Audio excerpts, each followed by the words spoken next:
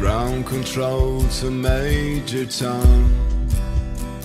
ODD TV. Ground control to Major Tom. Take your protein pills and put your helmet on. Ground control to Major Tom. Commencing countdown. Hey everybody, what's happening up in this piece? ODD TV is in the building! Okay! So let's talk a little more about this Buzz Aldrin clip where he subtly admitted that we didn't go to the moon. I've been getting a lot of comments on my last upload of that very clip. People say he was only talking about how we didn't go back to the moon. Let's run the clip. Why has nobody been to the moon in such a long time? That's not an 8-year-old's question. That's my question. I want to know, but I think I know. Because we didn't go there, and that's the way it happened. And if it didn't happen, it's nice to know why it didn't happen. Why has nobody been to the moon in such a long time? Because we didn't go there, and that's the way it happened. To me, Buzz is flat out saying that we didn't go. Buzz, why haven't we gone back to the moon? Because we didn't go there, we didn't go there, we didn't go there, and that's the way it happened. Now, this isn't just some sudden realization. This isn't the evidence. Though I'm glad that Buzz came clean, there is much more information available to show us that outer space is not what we are led to believe. Let's go over a timeline that I made. I tried to keep it as simple as possible. Alright, so in 1915, NACA was founded, the National Advisory Committee for Aeronautics.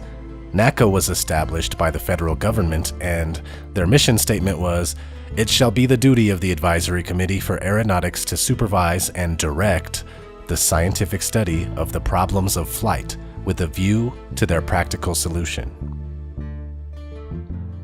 In 1923, Disney was founded. Walt Disney, of course, grew up in the Demolay, a young boy's version of Masonry. Continuing on, in 1936, JPL, the Jet Propulsion Laboratory, was founded, in part by Jack Parsons, an avid follower of Aleister Crowley and a member of his fraternal organization, the OTO, Ordo Templi Orientis.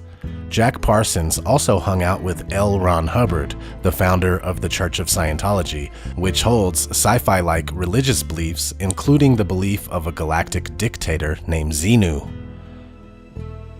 Jack Parsons and L. Ron Hubbard both practiced black magic and participated in sex magic rituals together. In 1954, Walt Disney and the father of rocket technology in the United States, Wernher von Braun, meet and make 3 films about space exploration. One was called Man in Space.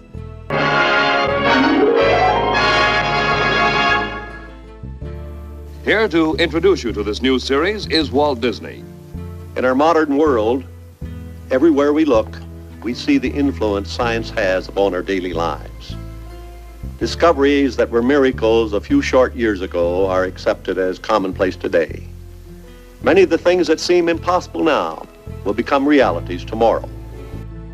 Just a couple years later, in 1958, NACA is transformed into NASA, and the space program begins with projects like Mercury and Gemini.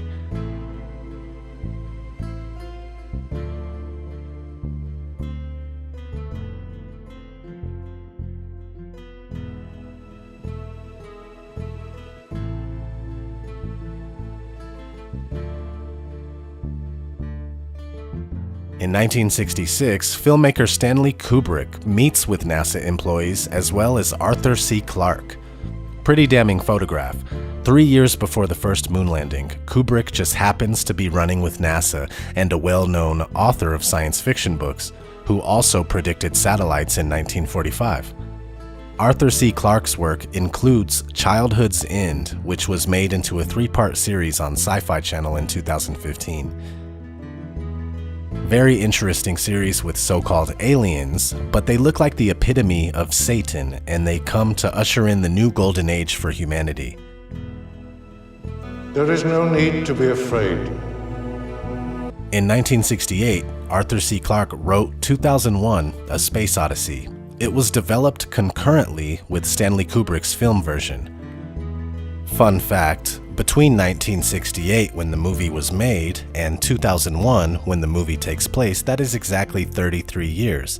They did the exact same thing with 9/11. The Twin Towers began construction in 1968, and they were knocked down in 2001, exactly 33 years later. Anyway, this not only served as practice for Stanley Kubrick, as he was given pointers on how space should be portrayed by Arthur C. Clarke, but this was also mental conditioning for the masses. 2001: A Space Odyssey was the #1 movie in the box office in 1968. And 1 year later, in 1969, Apollo 11 claims to land men on the moon for the first time.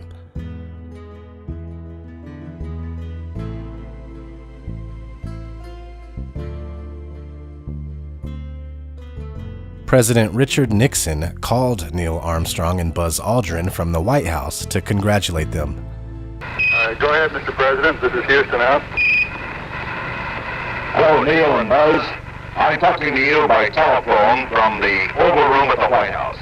And this certainly has to be the most historic telephone call ever made from the White House. I just can't tell you how proud we all are of what you have done. Thank you, Mr. President. It's a great honor and privilege for us to be here. Meanwhile, I can't get cell phone service in the mountains here in Colorado.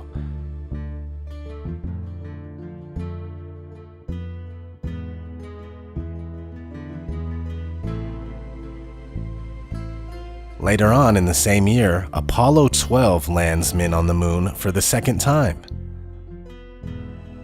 Then in 1971, both Apollo 14 and 15 successfully land men on the moon. In 1972, both Apollo 16 and 17 also successfully land men on the moon. So that's 6 successful moon landings between 1969 and 1972. And it just suddenly stops there. In 1981, Masonic television, aka MTV, begins, starting right off with the usage of Apollo footage and continuing to use the Apollo program as their theme to further condition the masses on a wide scale, especially the younger generation. Make the Apollo missions cool and hip. Apollo missions, they're the hip thing to do. If MTV wasn't ran out of a Masonic temple, it wouldn't be such a dead giveaway, but they do, and it so happens that many NASA astronauts and employees are Freemasons. Now it's 2018, and nothing has happened since 1972. It's been just over 45 years, and that's a lot of time to be stagnant after 6 back-to-back moon landings. Get this, not only did NASA lose the telemetry data for all the moon landings, but NASA now claims that they lost the technology that got them to the moon in the first place. I'd go to the moon in a nanosecond. The problem is we don't have the technology to do that anymore. We used to, but we destroyed that technology, and it's a painful process to build it back again. This is why we can't go past low Earth orbit, according to them. Right now, we only can fly in Earth orbit. That's the farthest that we can go. The kinds of technologies that we're testing out on Space Station are definitely helping us with our goals of going beyond low Earth orbit. Early in the next decade, a set of crewed flights will test and prove the systems required for exploration beyond low Earth orbit. And this is really the beginning, I think, of human beings leaving low Earth orbit. But I have a hunch as to why we can't leave low Earth orbit. Dome, dome, dome, dome. Dome, dome, dome, dome, dome. Yeah, so they have conceived this idea of a layer of radiation that acts as an impenetrable barrier. It's called the Van Allen radiation belt, and it's code for the firmament. Another thing is that this radiation belt was present for the Apollo missions, so how did they manage to make it through? Let's ask Apollo astronaut Alan Bean. Any ill effects from the Van Allen radiation belts? No. Now, I'm not sure we went far enough out to encounter the Van Allen radiation belt. Maybe we did. Beginning at an altitude of 1,000 miles and extending an additional 25,000 miles, lay lethal bands of radiation called the Van Allen radiation belts. Every space mission in history with humans on board, from both the United States and Soviet Union, from the first in 1961 to the present, has been well below this deadly radiation field. Mercury, Gemini, Soyuz, Skylab, the Space Shuttle, all maintained altitudes well below 1,000 miles. All except Apollo. I don't know the distance to the Van Allen radiation belt, and if we did, it wasn't a problem. If we were going to encounter it, then we would have had to build the spacecraft and the spacesuit to not give humans a problem. You don't just build something and hope it works. You study to see what the threats are, the environment is, and then you say, how thick do I have to make the metal on the spacecraft so that going through this kind of radiation or these kind of meteoroids, it won't get hurt. And so then we build it that way. The belts are 1,000 miles to 25,000 miles above the Earth. Then we went right out through them. No effects on your cells? Didn't even know it. I don't think anybody, well, maybe somebody said you went through the radiation belt, but we didn't feel it inside, and we didn't get any, added radiation. So you see, Team Apollo didn't know about this deadly radiation belt that would have killed them, so they weren't affected by it. Another interesting aspect of space travel is that it's not possible because thrust and combustion are not viable in a vacuum. Let's review a couple of experiments in a vacuum chamber that prove what I am talking about. First experiment, thrust in a vacuum. You see when I turn the fan on, it blows the feather all over the place. This is, of course, at atmospheric pressure right now. So since we're at Martian air pressure, let's unplug the vacuum pump and let's turn on this fan. And place your bets as to what's going to happen to this feather. Now the fan's only going to produce maybe 10 miles per hour worth of wind.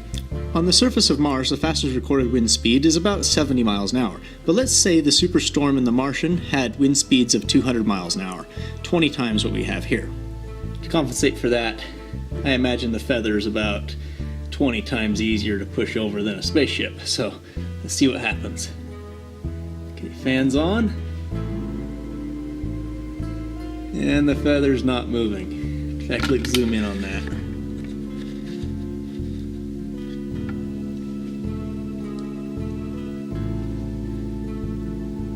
Thrust does not work in a vacuum, and thrust would be needed to traverse outer space. Second experiment, combustion in a vacuum. This is a mixture of sugar, potassium nitrate, and iron oxide. This is used in amateur rockets because the ingredients are readily available and the amount of thrust it produces is quite high. So let's light this on fire and see how it does. So this is in Earth atmosphere.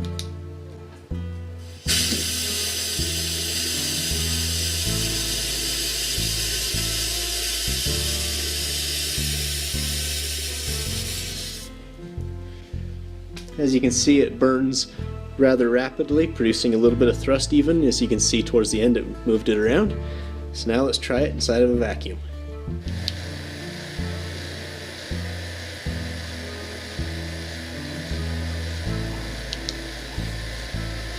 No ignition. That's interesting. Combustion does not work in a vacuum. This is a very big deal. Space travel falls on its face and breaks it, then dies with these two vacuum chamber experiments. Thanks, Cody's Lab. Outer space is an occultist dream. In the same way that Jack Parsons was obsessed with magic, so too was Walt Disney. You can see it throughout his work with the likes of Fantasia, and you can still see it to this day with how they advertise for Disney. With Disney innovation and magic behind them, Disney DVDs are breathtaking, fun, interactive. A world filled with magical entertainment awaits you. The magic is at your fingertips. Disney DVD. Pure digital magic. Welcome to a whole new world of Disney magic. Pure digital magic. The magic of Disney this, the magic of Disney that, the Magic Kingdom. They even have a Disney cruise ship called Magic. And just like Jack Parsons, Walt Disney was fascinated by rockets.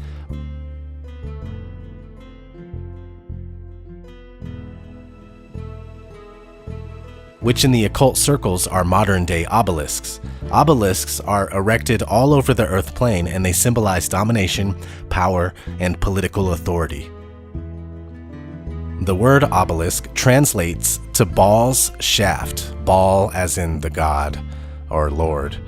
Therefore, an obelisk is a penis. Speaking of penises, in the movie Toy Story, Woody and Buzz come into contact with references to Stanley Kubrick's The Shining. You can see it here on the carpet. It's the same carpet from The Shining, and they did this on purpose. There's a reference to room 237 when Woody is using the computer.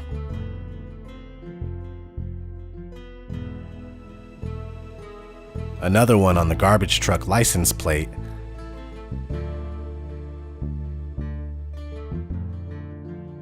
And another on the cameras in the daycare center. This one even says Overlook, the hotel that The Shining took place in. The Shining was Stanley Kubrick's way of saying that he filmed the moon landings. In the movie, there are references to Tang, the drink that the astronauts took to the moon. Astronauts to the moon. Little Danny wearing an Apollo 11 sweater and heading for room 237. Another funny thing about Toy Story is that Tom Hanks plays Woody, and the year it came out is the same year that Apollo 13 came out, with Tom Hanks as the lead. And Tom Hanks also was the executive producer, meaning that he was the main producer behind a project for a 1998 miniseries called From the Earth to the Moon. It's pretty clear that Disney and NASA are connected. Buzz, I can't believe you were actually in space. Yeah, it's true. I was the first space ranger to visit the International Space Station. Way to go, Buzzarino! Let me show you. It was a fantastic program between NASA and Disney to send Buzz up and did a tremendous education program, you know, for children all over the world, and I was so proud. So when you're looking at this timeline, this is the timeline of deception with the space programs of the world, pretending like outer space is a real thing. And you can add in 1928, Richard E. Byrd started exploring Antarctica. And he explored it for years and years and years. And in 1956 was his last expedition to Antarctica. So we can add those two things to the timeline. And just 3 years after Richard Byrd's last expedition to Antarctica, the Antarctic Treaty was established in 1959, just 1 year after NASA was founded. So when you really look at this and pay attention to all this stuff as a whole, you can see that we're being lied to. It seems that they have found the limitations for how far we can travel on this Earth plane and how high we can go in the sky. But don't just take my word for it. I want you to research this. Whether you believe me or you don't believe me, research it for yourself. It becomes very clear that something is going on with the establishment of the Antarctic Treaty right around the time NASA was founded to gatekeep space. It's all there. Just do your own research. Anyway, that's all I have for this one. Thanks for watching. I'm Garland. Trouble in space this morning as the International Space Crew attempted a spacewalk outside the station. Here's a live look at the astronauts. Well, I don't believe... I don't think those are astronauts. Yeah, Where's their spacesuit? My question is, through your career and your writing and your acting, you've inspired so many people to enter the sciences. How do you balance science with science fiction? They're both the same. One thing I really want your generation to embrace is that the Earth is a closed system. We cannot leave the Earth. One thing I really want your generation to embrace is that the Earth is a closed system. We cannot leave the Earth. It is photoshopped, but it's has to be. Wow, Neil Armstrong. Hey, wait a minute. You're supposed to be on the moon. I just saw it on TV. Oh, there's a tape delay and with all solar winds.